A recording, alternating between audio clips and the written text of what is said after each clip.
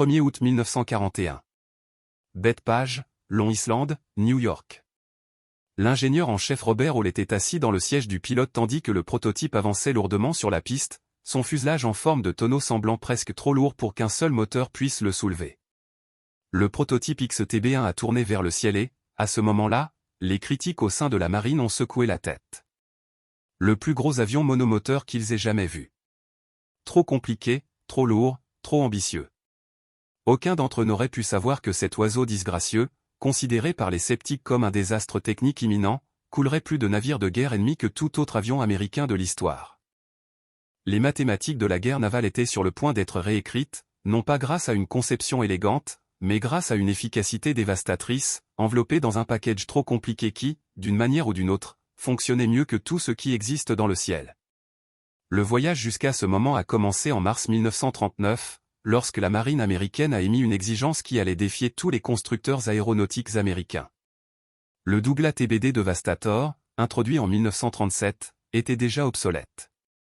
La marine avait besoin d'un remplaçant, et elle en avait besoin rapidement. Les exigences semblaient impossibles. Une vitesse de pointe de 300 000 par heure, une autonomie de 1000 milles, un équipage de 3 personnes, toutes les munitions transportées en interne dans une soute à bombe, une protection blindée pour l'équipage, des réservoirs de carburant auto-obturants et, plus ambitieux encore, une tourelle dorsale électrique, une caractéristique qui avait vaincu toutes les tentatives précédentes. 13 entreprises ont soumis des propositions. La compétition s'est rapidement réduite à 2 finalistes. VA Aviation a proposé le XTB-1, un design épuré et élégant qui a initialement suscité les éloges des évaluateurs de la marine. Grumman Aircraft Engineering Corporation a soumis le XTB-F1, une conception qui ressemblait à quelqu'un qui avait pris son chasseur à succès F4F Wildcat et l'avait gonflé dans des proportions grotesques. Le design VA était plus joli.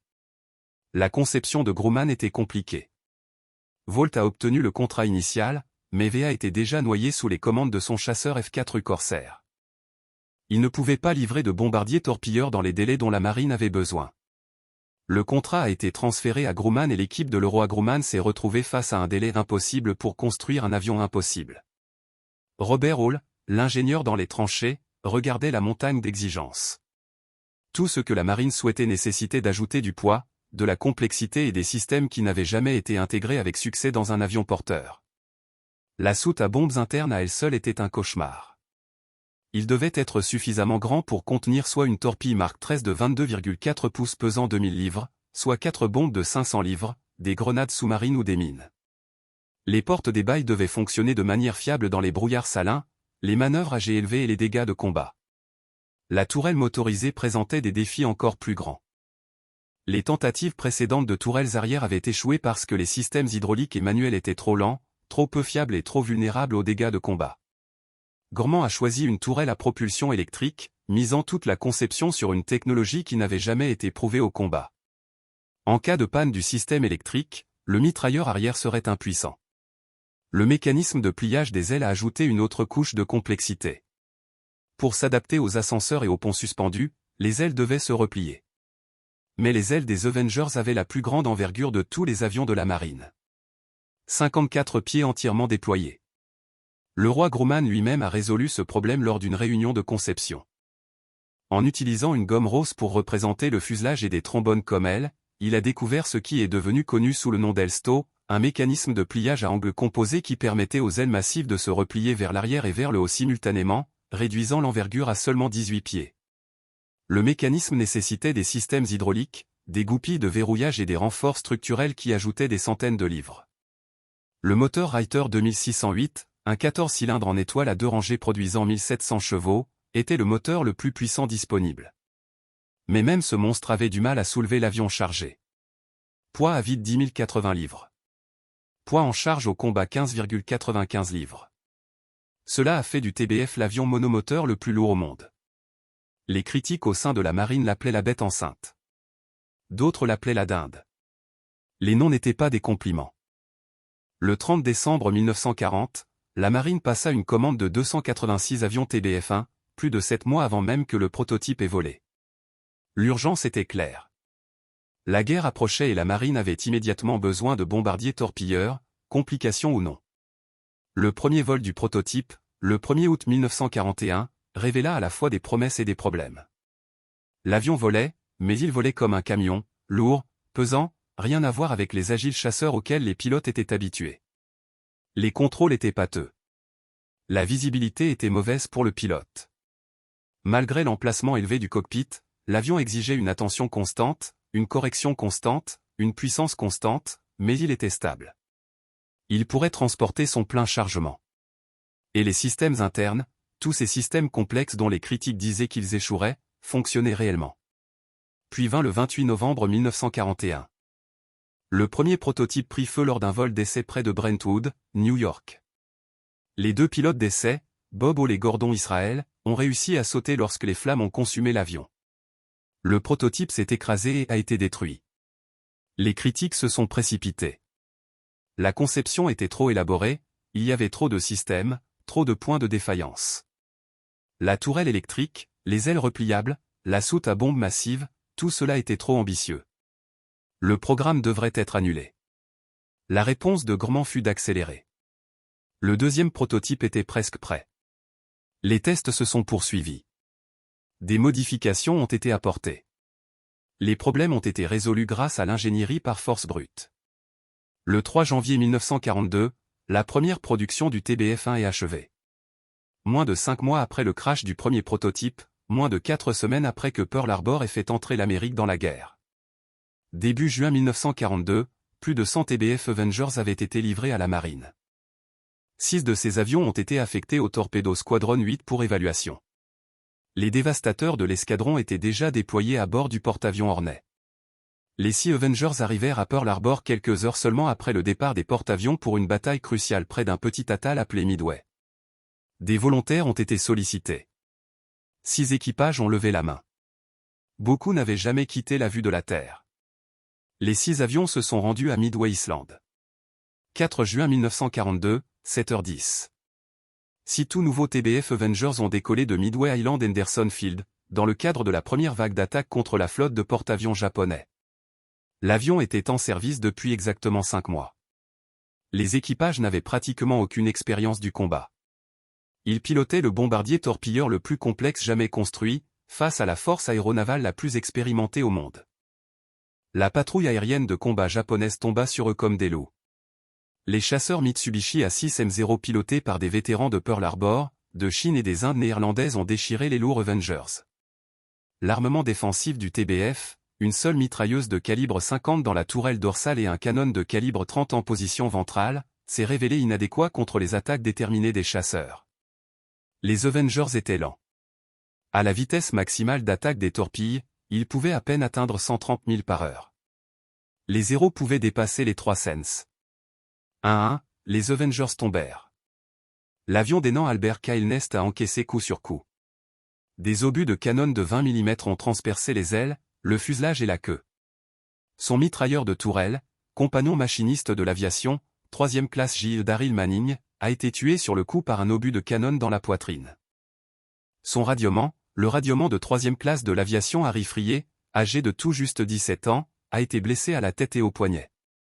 Le système hydraulique est tombé en panne. Le système électrique a produit des étincelles et de la fumée. Le tableau de bord d'Ernest s'est brisé.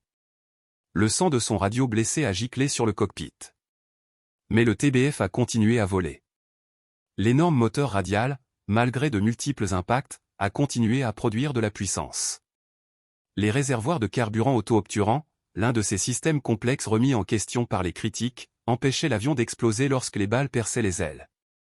Le blindage, un poids supplémentaire qui, selon les critiques, condamnerait les performances de l'avion, a sauvé la vie d'Ernest lorsque des obus de canon ont frappé derrière son siège. 5 des 6 Avengers ont été abattus. Seul l'avion endommagé d'Ernest est revenu à mi-chemin, s'écrasant sur la piste avec un membre d'équipage mort et 2 blessés. Ernest et Frier ont survécu à leurs blessures. Le jeune radiodiffuseur se souviendra plus tard du moment où il réalisa qu'il pourrait rentrer chez eux. Du sang recouvrait le cockpit, l'avion répondait à peine aux commandes, mais volait toujours. L'avion survivant a ensuite été examiné par les ingénieurs.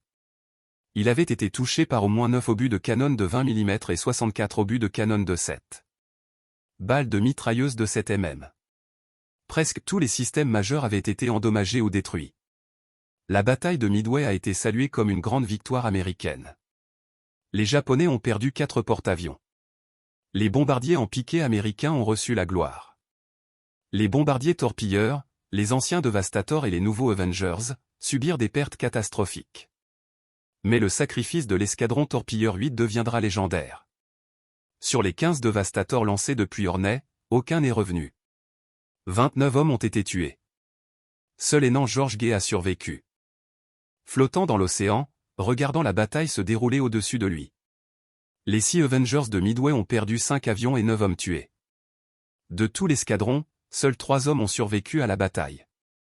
Anson recevrait sérieusement la Navy Cross pour ses actions à Midway, la première des 3 qu'il gagnerait pendant la guerre. 83% de pertes pour les Avengers à Midway. Les critiques ont renouvelé leurs appels à l'annulation du programme.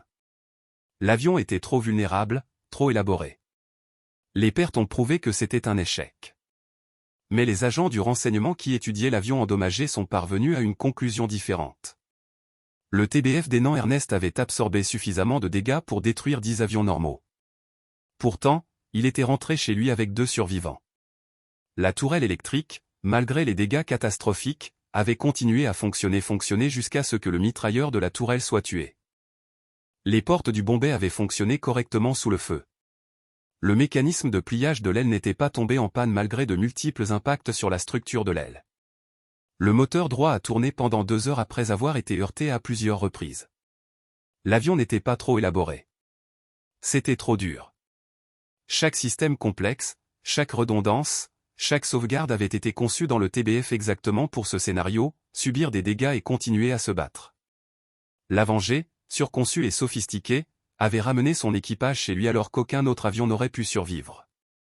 La production s'est accélérée. En août 1942, des dizaines d'Avengers atteignaient les escadrons de la flotte. Le Torpedo Squadron 8 s'est réformé avec de nouveaux pilotes et de nouveaux avions. Ils obtiendront ensuite 2 citations présidentielles, devenant ainsi l'un des escadrons les plus décorés de l'histoire de l'aéronavale.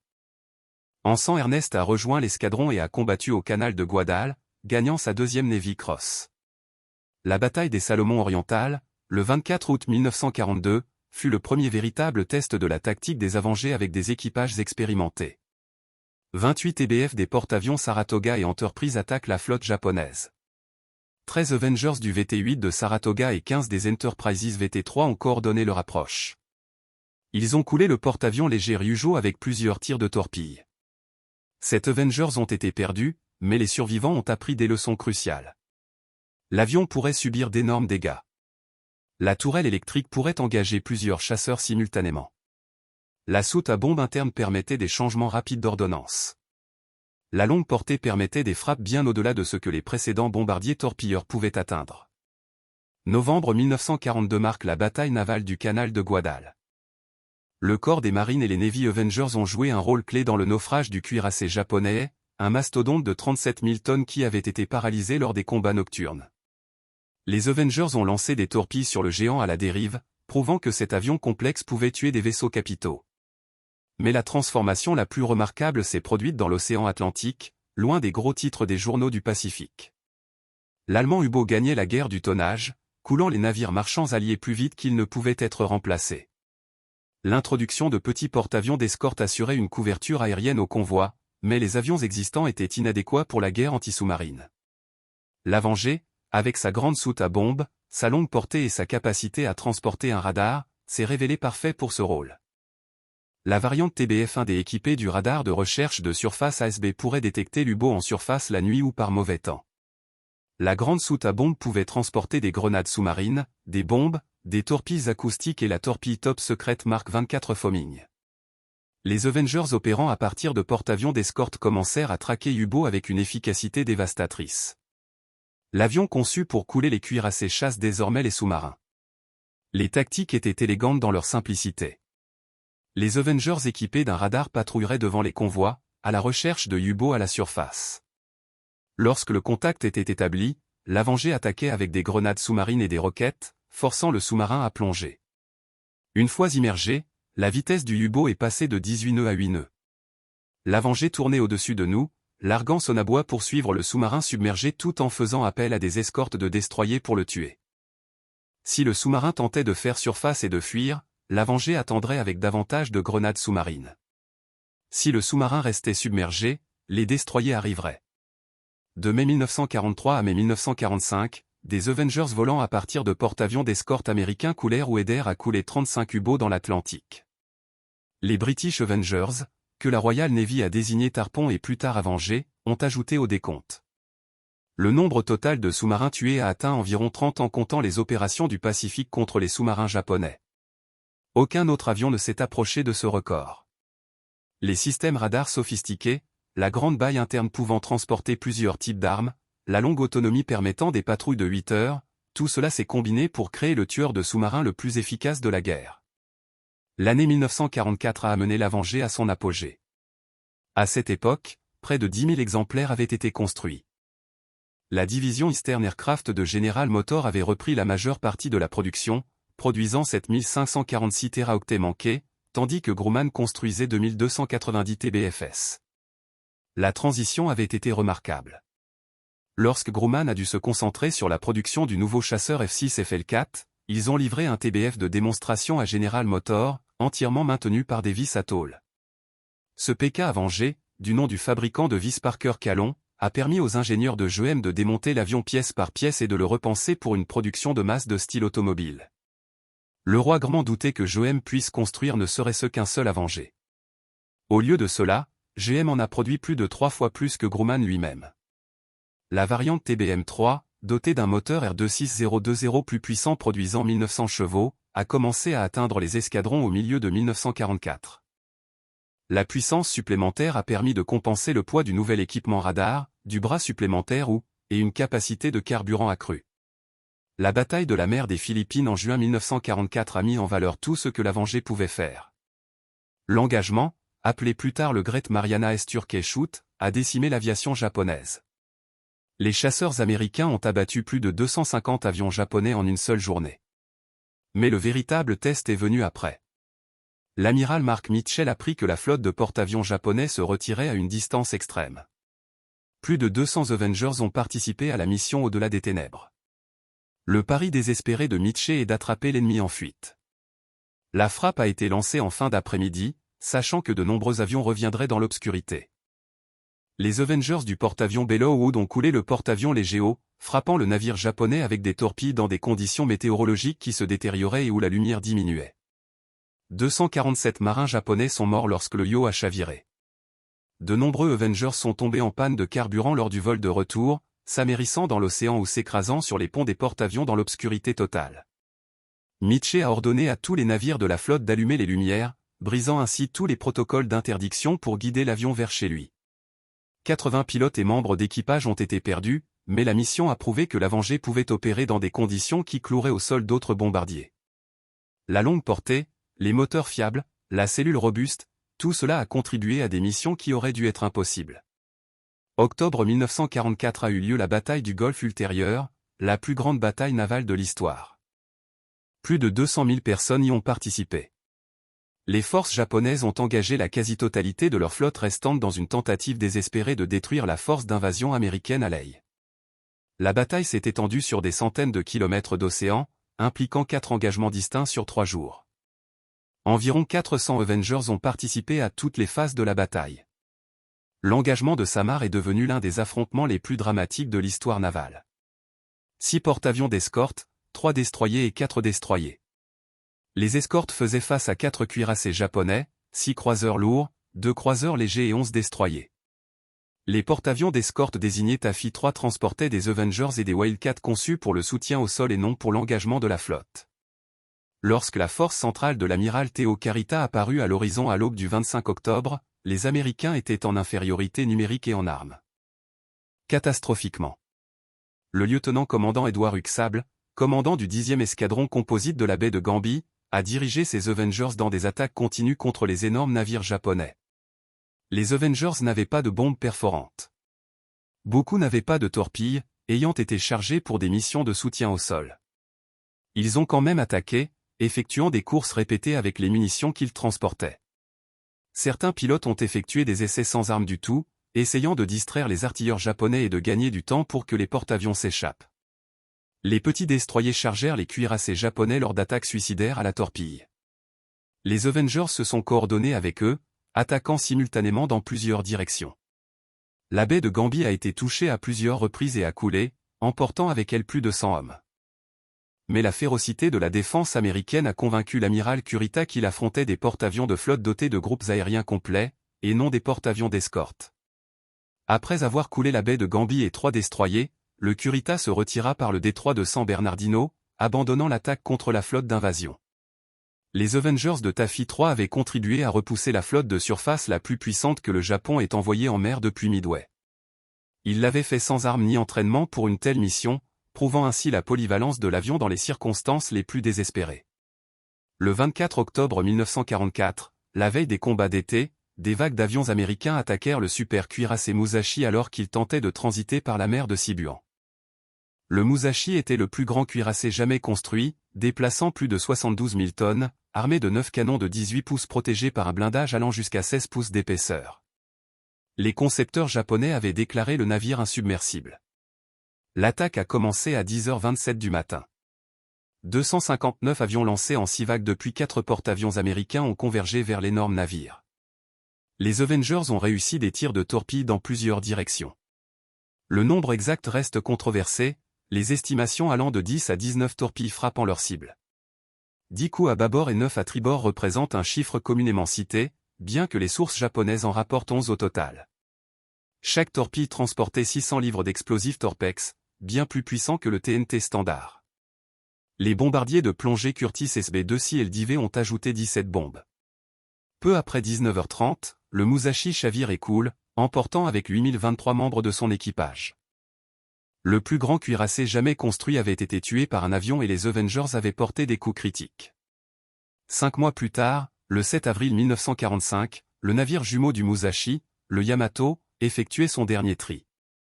L'opération d'Igeo était une mission suicide, envoyant le super cuirassé dans un aller simple vers Okinawa avec juste assez de carburant pour le voyage aller. Les sous-marins américains ont repéré la force opérationnelle et ont signalé sa position. L'amiral Mitchell a lancé tout ce qu'il avait annonce. 386 avions, dont près de 150 Avengers, ont envahi la force japonaise. L'attaque a commencé à minuit 37. La première vague d'Avengers attaqua depuis bâbord, submergeant les défenses anti-aériennes du Yamato. La deuxième vague a attaqué par tribord. La troisième vague a trouvé le navire lourdement gîte, mais toujours à flot. Les impacts de torpilles se sont poursuivis. Des sources américaines font état d'au moins 11 torpilles touchées, bien que le décompte exact des différents types d'avions reste incertain. Le blindage massif du Yamato, conçu pour vaincre les obus des cuirassés, ne pouvait pas empêcher les torpilles de frapper sous la ligne de flottaison. Compartiments internes inondés. La liste s'est allongée. À 14h23, soit 2h46 après la première attaque, le Yamato explose dans un champignon visible à 60 m. Les pertes s'élevaient entre 2500 et 3100 membres d'équipage sur un effectif d'environ 3000 personnes. L'aire du cuirassé est morte avec elle. Les Avengers avaient tué les 2 super cuirassés de classe Yamato. Ils avaient également coulé ou contribué à couler 12 porte-avions, 4 cuirassés supplémentaires, 19 croiseurs, 25 destroyers et environ 30 sous-marins. Le tonnage total dépassait le million de tonnes de navires ennemis. Aucun autre type d'avion ne s'est rapproché de ce record. Le bombardier torpilleur complexe que les critiques avaient rejeté en 1941 était devenu le tueur de navires le plus efficace de l'histoire, mais la grande majorité des missions avengées n'étaient pas des attaques dramatiques à la torpille. À la fin de 1944, les navires de surface japonais s'aventuraient rarement hors du port. La torpille Mark XIII, malgré les améliorations apportées à la fin de la guerre, restait problématique, nécessitant des attaques lentes et droites qui exposaient les avions à d'intenses tirs anti-aériens. Les Avengers se sont de plus en plus tournés vers les bombardements conventionnels, les bombardements sautés et les attaques à la roquette. La grande baille interne pouvant transporter une seule torpille de 2000 livres pouvait également transporter 2000 livres de bombes, de roquettes ou de combinaisons d'armes. Les Avengers ont soutenu des débarquements amphibies à travers le Pacifique, larguant des bombes et tirant des roquettes contre les bunkers japonais, les positions d'artillerie et les concentrations de troupes. Les missions étaient peu glamour mais essentielles. La polyvalence de l'avion s'étendait au-delà du combat. L'intérieur spacieux pouvait transporter du fret, du courrier et du personnel. Les Avengers servaient d'ambulances aériennes, évacuant les blessés des pistes d'atterrissage de l'île. Ils effectuaient des missions de reconnaissance, cartographiant les positions ennemies. Ils posèrent des mines dans les ports japonais et dans les eaux côtières. Ils ont effectué des recherches et des secours, localisant les pilotes abattus. La sophistication, une conception qui semblait être un handicap en 1941, s'est avérée être la plus grande force de l'avion en 1945. L'Avenger pouvait tout faire. Enan George Herbert Walker Bush est un pilote de l'Avenger qui a fait l'expérience directe de la robustesse de l'avion. Né le 12 juin 1924, Bush s'est enrôlé dans la marine le jour de son 18e anniversaire, le 12 juin 1942, jour où il a obtenu son diplôme de la Phillips Academy. Il est devenu le plus jeune aviateur naval en service au moment où il a obtenu ses ailes. Le 9 juin 1943, à 18 ans, Bush est affecté au Torpedo Squadron 51 à bord du porte-avions San Jacinto. Il a effectué 58 missions de combat à bord des Avengers, totalisant 1228 heures de vol et effectuant 128 atterrissages sur porte-avions. Il a participé aux opérations contre l'île de Wake, les Marianas, les îles Bonin et les Philippines.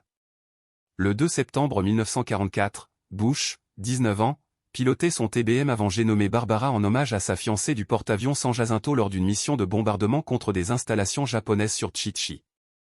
Son équipage était composé du lieutenant junior grade William White, de l'officier d'ordonnance, et du radioman secondasse John Delaney. La cible était un complexe d'émetteurs radio fortement défendu par des canons anti-aériens. L'avion de Bush a été touché par des tirs anti-aériens au-dessus de la cible. Le moteur a pris feu. La fumée remplit le cockpit.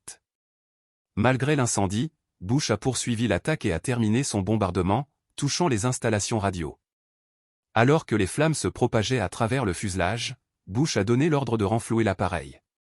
Il a dirigé l'avion en feu vers la mer, loin de l'île, pour donner à son équipage les meilleures chances de sauvetage loin des forces japonaises. Bush a sauté à environ 2000 pieds. Son parachute s'est déployé avec succès, mais il s'est cogné la tête contre le stabilisateur de queue alors qu'il quittait l'avion. Il a atterri dans l'océan, saignant d'une blessure au front.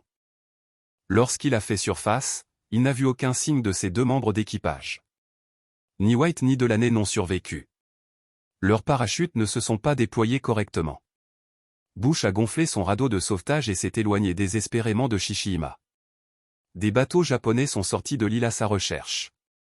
Il a pagayé pendant des heures, affaibli par sa blessure et son épuisement. D'autres avions américains ont survolé, essayant de le protéger jusqu'à l'arrivée des secours. Après 4 heures dans l'eau, le sous-marin USS Finback fait surface à proximité. L'équipage a tiré le pilote épuisé à bord. Bush était le seul survivant de son avion. Pour ses actions à Shishima. Après avoir terminé son bombardement malgré l'incendie de son avion, Bush a reçu la Distinguished Flying Cross.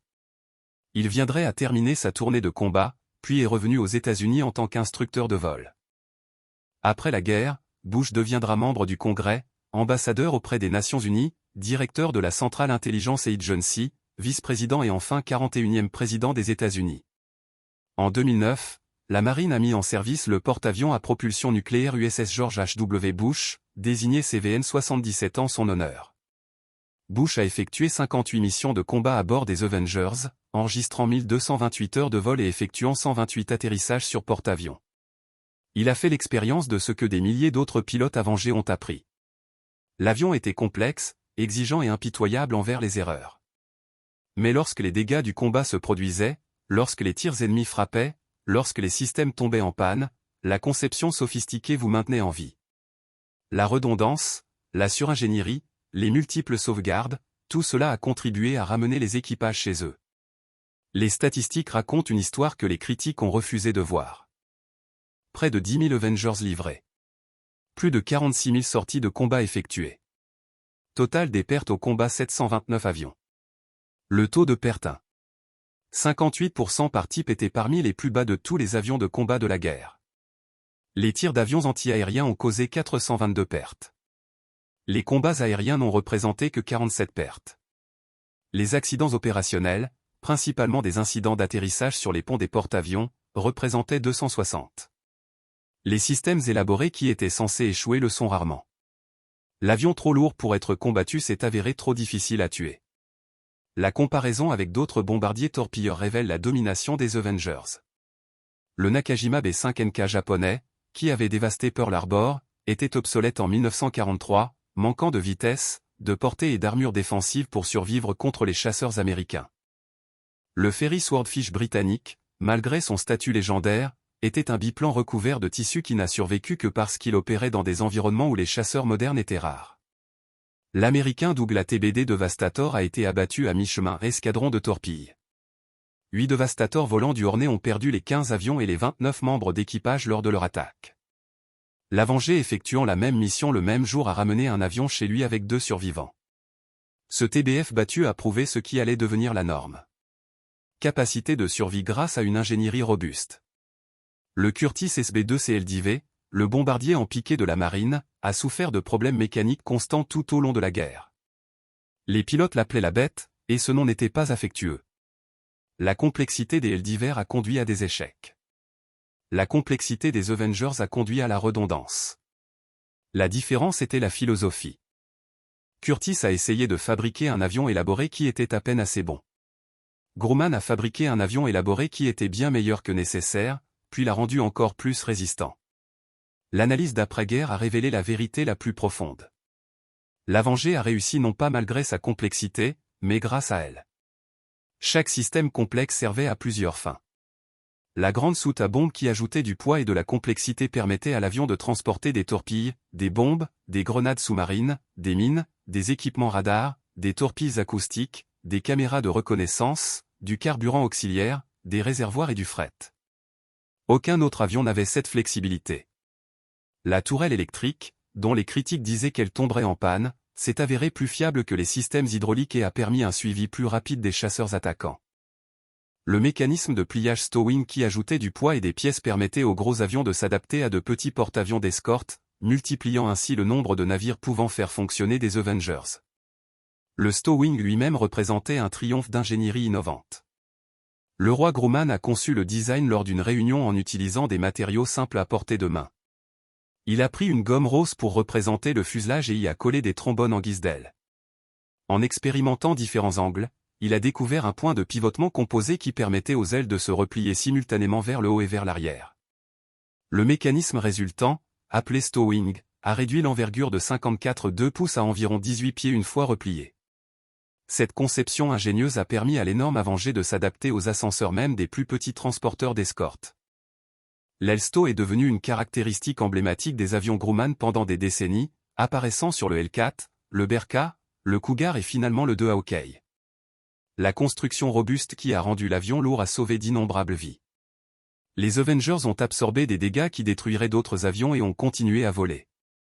Les pilotes ont rapporté qu'ils revenaient vers des porte-avions avec des ailes pleines de trous, des moteurs fumants, des pannes hydrauliques, des systèmes électriques en court-circuit et l'avion répondait toujours aux commandes. La structure surdimensionnée, les systèmes redondants, voire le poids excessif, tout cela a contribué à ramener les équipages vivants à la maison. À la fin de la guerre, l'Avenger avait effectué plus de missions de combat que tout autre bombardier torpilleur de la marine. Il avait coulé plus de navires ennemis que tout autre type d'avion américain. Il a détruit plus de sous-marins que tout autre avion de l'histoire. Il a servi dans plus de rôles, dans plus de théâtres et dans plus de conditions que n'importe quel bombardier contemporain. L'avion, jugé trop complexe, s'était révélé pour être parfaitement conçu pour tout ce que la guerre exigeait. Le service des Avengers n'a pas pris fin en 1945. Les variantes d'après-guerre ont continué à voler avec la marine américaine jusqu'en 1954, date à laquelle des avions plus récents les ont finalement remplacés en service de première ligne. La marine royale canadienne a exploité les Avengers jusqu'en 1960, les utilisant pour la guerre anti-sous-marine dans l'Atlantique Nord. La variante canadienne AS-3 comportait une perche de détection d'anomalies magnétiques s'étendant depuis l'arrière du fuselage, une électronique sophistiquée pour suivre les sous-marins soviétiques immergés et l'endurance nécessaire pour patrouiller pendant des heures dans l'Atlantique Nord glacial. Le TBM-3E et ses dérivés ont servi avec une longévité remarquable. La France exploitait des Avengers à partir du porte-avions Arromanches en Indochine au début des années 1950. La force maritime d'autodéfense japonaise a utilisé les Avengers pour des patrouilles anti-sous-marines jusqu'au début des années 1960. Les Pays-Bas les exploitaient depuis leur transporteur Carole Dormant. Le Brésil, l'Uruguay et d'autres pays ont trouvé que la combinaison Avengers de capacité de charge utile, de portée et de fiabilité était parfaite pour les patrouilles maritimes. L'avion élaboré, soi-disant difficile à entretenir, s'est avéré remarquablement facile à faire voler, de nombreux pays le préférant à des modèles plus récents, soi-disant meilleurs. La variante TBM3W a été la pionnière de l'alerte précoce aéroportée en transportant l'énorme radar ANAP 20 dans un rad ventral. Cette plateforme radar volante pourrait détecter les avions ennemis à des distances bien supérieures à celles que les radars embarqués pourraient atteindre, fournissant ainsi aux coordinateurs de la défense aérienne de la flotte une alerte précoce cruciale. Le TBM-3 s'était spécialisé dans la guerre anti-sous-marine, transportant des sonouilles avancées, des radars et des torpilles acoustiques à tête chercheuse. Ces variantes se sont avérées si efficaces que les Avengers sont restés au service de l'US Navy pendant 9 ans après la fin de la guerre. Une durée de vie exceptionnelle pour un modèle de la Seconde Guerre mondiale. La dernière utilisation de combat de l'avion a eu lieu en 1951, pendant la guerre de Corée, mais contrairement à la légende, les Avengers n'ont pas effectué la dernière attaque à la torpille de l'histoire. Cette distinction appartient au Douglas AD Skyraider, le successeur des Avengers. Le 1er mai 1951, 8 Skyraider AD4 de l'attaque Squadron 195 et du Composite Squadron 35 sont lancés depuis le porte-avions Princeton pour frapper le barrage de Huyan en Corée du Nord. Le barrage contrôlait le débit d'eau vers la rivière Pukan, et les forces nord-coréennes l'utilisaient de manière stratégique en libérant de l'eau pour inonder les zones où les forces de l'ONU avançaient, puis en arrêtant le débit pour les piéger dans le lit exposé de la rivière. Les Skyraiders transportaient des torpilles Mark 1-13, la même arme que l'Avenger avait portée tout au long de la guerre. 8 torpilles ont été larguées. 7 ont touché le barrage. 6 ont explosé, faisant des trous dans la structure en béton et paralysant le barrage pour le reste de la guerre. Cette mission reste la dernière fois dans l'histoire que des torpilles aériennes sont utilisées contre une cible de surface. L'ère des bombardiers torpilleurs s'est terminée là où elle avait atteint son apogée avec des avions lançant des torpilles contre des cibles stratégiques. L'Avenger avait défini cette époque, établissant des normes que même son successeur, le redoutable Skyraider, ne pouvait finalement pas dépasser. L'analyse moderne de l'Avenger révèle des décisions de conception bien en avance sur leur temps. La baie interne modulaire pouvant accepter différentes armes sans modification anticipait les chasseurs multirôles modernes. L'utilisation intensive des systèmes électriques plutôt que de l'hydraulique prédisait la conception de l'âge des avions à réaction.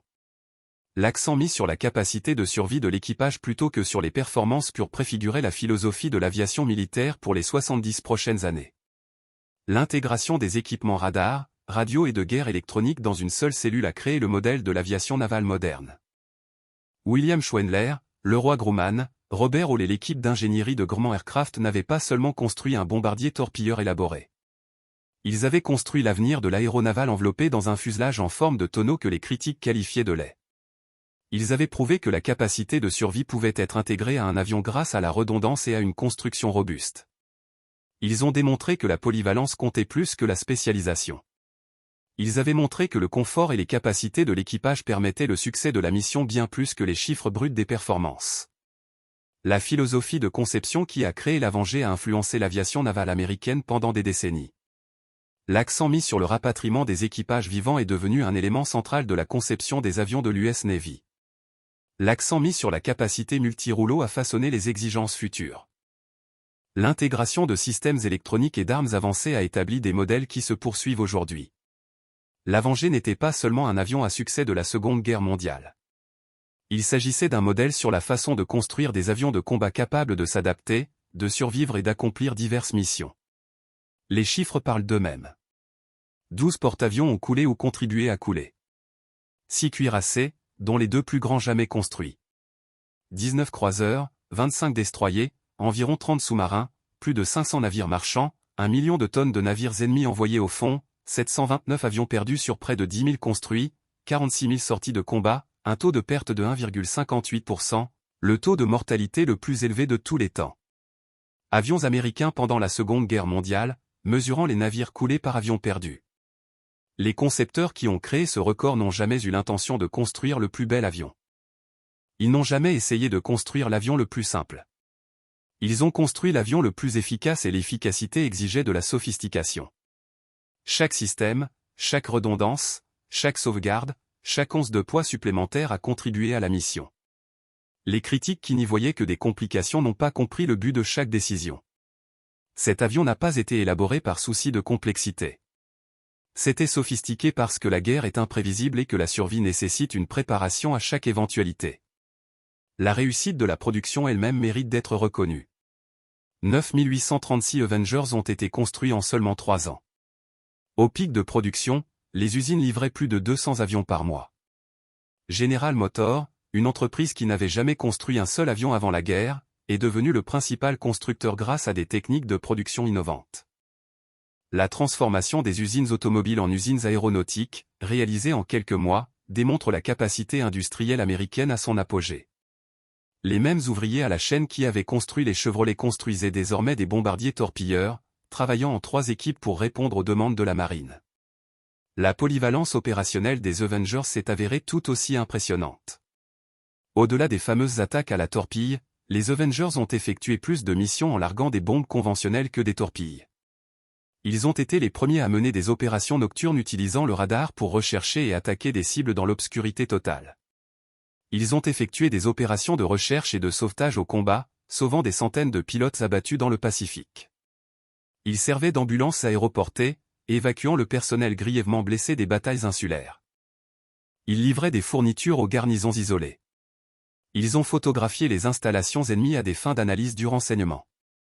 Ils patrouillaient les voies de navigation des sous-marins. Ils ont fourni un soutien aérien rapproché à l'infanterie de marine. Aucun autre type d'avion n'a réalisé avec succès des missions aussi diverses. Le coût humain des opérations de l'Avenger, bien que inférieur à celui des autres types de bombardiers torpilleurs, reste important. Environ 730 équipages ont été perdus au combat, représentant plus de 2000 vies américaines. De nombreux autres ont été blessés. L'avion pouvait ramener les équipages chez eux malgré d'énormes dégâts, mais il ne pouvait pas les rendre invulnérables. Le faible taux de perte signifie que davantage d'équipages ont survécu pour terminer leur tournée. D'autres pilotes sont revenus pour former de nouveaux aviateurs. Plus d'expérience a été préservée et transmise. Les décisions techniques donnant la priorité à la capacité de survie se sont directement traduites par des vies sauvées. Les actes d'héroïsme individuel des équipages des Avengers remplissent des volumes d'histoire navale des prêtres. Au-delà des noms célèbres, des milliers de pilotes, bombardiers, radiomans et artilleurs de tourelles se sont lancés dans des tirs anti-aériens et des attaques de chasseurs pour lancer leurs armes sur la cible. Ils ont effectué des missions dans des typhons, dans l'obscurité, à des distances extrêmes, dans des conditions impossibles. Ils ont lancé des attaques contre des défenses écrasantes. Ils sont restés à bord de l'avion paralysé pour ramener les membres d'équipage blessés chez eux plutôt que de sauter eux-mêmes en toute sécurité. L'Avenger leur a donné une chance de se battre. Leur courage a fait le reste. Le bombardier torpilleur a disparu maintenant. Les missiles antinavires modernes accomplissent en quelques minutes ce qui nécessitait des ailes pleines de bombardiers torpilleurs en 1944. Aucune nation n'exploite de bombardiers torpilleurs. La mission elle-même est devenue obsolète à cause de la technologie, mais les leçons de l'Avenger restent pertinentes dans tous les domaines de l'ingénierie et de la conception. La suringénierie pour la capacité de survie sauve des vies. La redondance gagne les batailles. La sophistication, lorsqu'elle est ciblée et bien exécutée, crée des capacités. La polyvalence compte souvent plus que la spécialisation. La capacité d'absorber les dommages et de continuer à fonctionner détermine la survie. Ces principes s'appliquent bien au-delà de l'aviation. L'Avenger a démontré qu'une construction robuste coûte moins cher que le remplacement. Le poids supplémentaire du blindage, des systèmes redondants et de la structure surdimensionnée a été récompensé à plusieurs reprises par des avions qui ont survécu pour voler à nouveau et par des équipages qui ont survécu pour se battre à nouveau. Avec des exigences de formation réduites du fait que les pilotes expérimentés restaient en vie, les comptables auraient pu préférer des avions plus légers et moins chers. Le bilan des combats leur a prouvé le contraire. L'investissement dans la capacité de survie a porté ses fruits, mesuré en victoires remportées et en vies sauvées. Le caneton le plus laid peut devenir le chasseur le plus meurtrier. Et parfois, l'avion que tout le monde qualifie de trop élaboré est justement suffisamment sophistiqué pour faire ce que rien d'autre ne peut faire. L'Avenger a prouvé cette vérité dans le creuset le plus exigeant imaginable. Combattait un ennemi déterminé qui s'était préparé à la guerre pendant que l'Amérique dormait. Les critiques des avions ont rejeté l'accomplissement de ce que des conceptions plus élégantes ne pouvaient pas réaliser. Il réécrit les règles de la guerre navale. Il a établi de nouvelles normes pour la capacité de survie des avions. Il a démontré des capacités qui ont influencé l'aviation militaire pendant des générations. Aujourd'hui, les Avengers survivants participent à des spectacles aériens, rappelant aux nouvelles générations ce que l'industrie américaine et les aviateurs américains accompagnent. Léché. Environ 60 Avengers restent dans diverses conditions dans le monde. Plusieurs sont maintenus en état de navigabilité par des organismes et des collectionneurs dédiés. Lorsqu'un Avenger restauré survole le véhicule, sa silhouette incomparable et son moteur distinctif transportent les observateurs à l'époque où ces guerriers improbables régnaient sur le ciel du Pacifique. L'Avenger qui a décollé de Bethpage en août 1941, la bête disgracieuse que les critiques ont rejetée, leur a prouvé qu'ils avaient tous tort. Il ne l'a pas fait par élégance ou simplicité. Elle l'a fait grâce à une efficacité implacable, mission après mission, année après année, dans tous les rôles qu'exigeait la guerre. Le bombardier torpilleur sophistiqué qui aurait dû échouer a réécrit les règles de l'aéronavale et a coulé plus de navires ennemis que tout autre avion de l'histoire. En fin de compte, ce n'était pas assez élaboré pour échouer. C'était suffisamment sophistiqué pour gagner. Et en gagnant, il a ramené plus de ses équipages vivants que tout autre bombardier torpilleur jamais construit. Cet exploit, plus que le tonnage coulé ou les étoiles de bataille gagnées, constitue la véritable mesure du succès des Avengers. L'avion a tenu sa promesse. Cela les a ramenés à la maison.